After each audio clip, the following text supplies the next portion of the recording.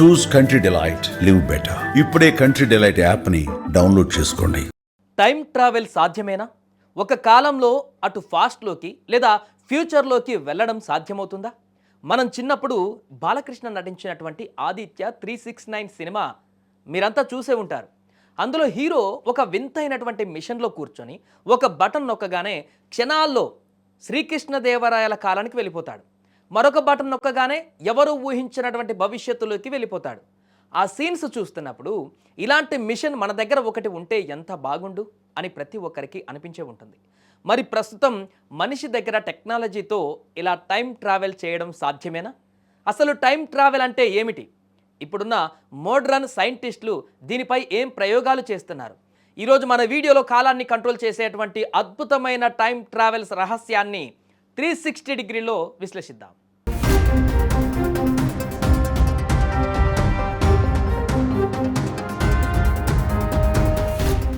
అసలు time travel అంటే ఏమిటి?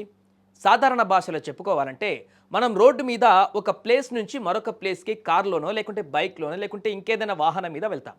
దీన్నే స్పేస్ ట్రావెల్ అంటాం. అలాగే ఒక కాలం నుండి మరొక కాలానికి అంటే 2025 నుండి 1947 అనుకోండి ఫర్ ఎగ్జాంపుల్, లేదా 2050 భవిష్యత్ ప్రయాణించడాన్నే టైం ట్రావెల్ అంటారు. మనందరం ఇప్పటికే టైం ట్రావెలర్స్. అవును, మీరు విన్నది నిజమే.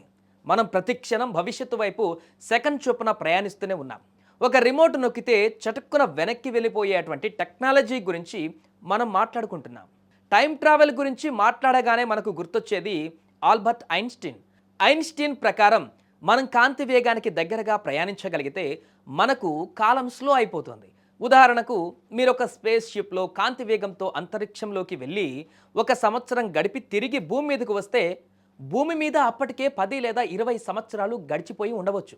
అంటే మీరు టెక్నికల్గా భవిష్యత్తులోకి వెళ్ళినట్లే. దీన్నే సైన్స్లో టైం డైలేషన్ అంటారు. ఇది ఇప్పటికీ నిరూపితమైంది కూడా. ఈ టైం డైలేషన్ ఇప్పుడే కాదు, కొన్ని వేల సంవత్సరాల క్రితమే మన భారతీయ పురాణాలలో ప్రస్తావించబడింది.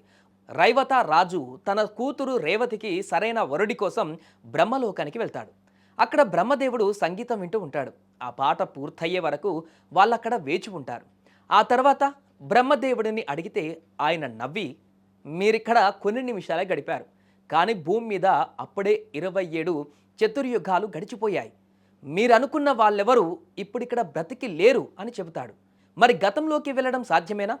భవిష్యత్తులోకి వెళ్ళడం సైంటిఫిక్గా సాధ్యమే అని చాలామంది నమ్ముతారు. ఇక్కడే శాస్త్రవేత్తలు వార్మ్ హోల్స్ అనే కాన్సెప్ట్ను తెరపైకి తెచ్చారు. విశ్వంలో 2 వేర్వేరు కాలాల మధ్య ఉండే ఒక షార్ట్కట్ లేదా సొరంగం లాంటిదే ఈ వార్మ్ హోల్.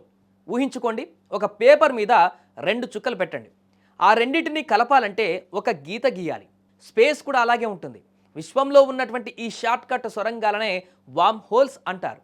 వీటి ద్వారా మనం కాంతి కంటే వేగంగా ప్రయాణించి గతంలోకి వెళ్ళవచ్చని కూడా ఒక థియరీ ఉంది. కానీ ఇప్పటి వరకు ఎవరు వార్మ్ హోల్ ఉందని నిరూపించలేదు. దాన్ని తయారు చేయడం మనిషి తరం అసలు కాదు.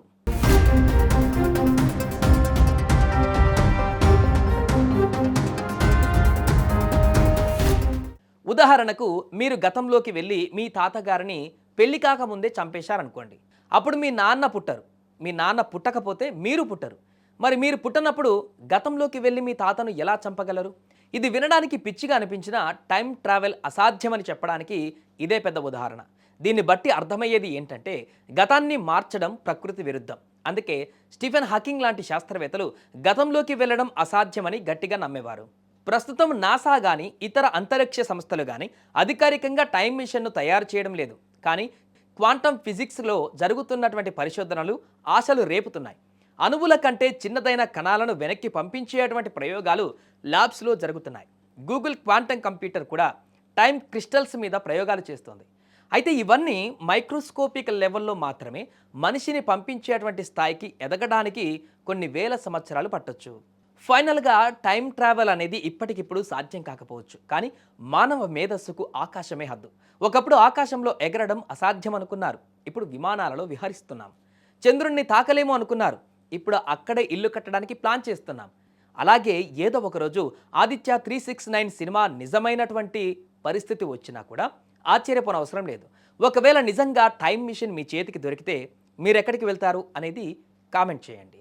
ఈ టైం ట్రావెల్ జర్నీ మీకు నచ్చితే మన వీడియోని లైక్ చేయండి, మీ ఫ్రెండ్స్ అందరికీ కూడా షేర్ చేయండి. ఎంత షేర్ చేస్తే అంత ట్రావెల్ అవుతుంది. ఇలాంటి మరిన్ని మిస్టరీల కోసం మన ఛానల్ని సబ్స్క్రైబ్ చేసుకోండి.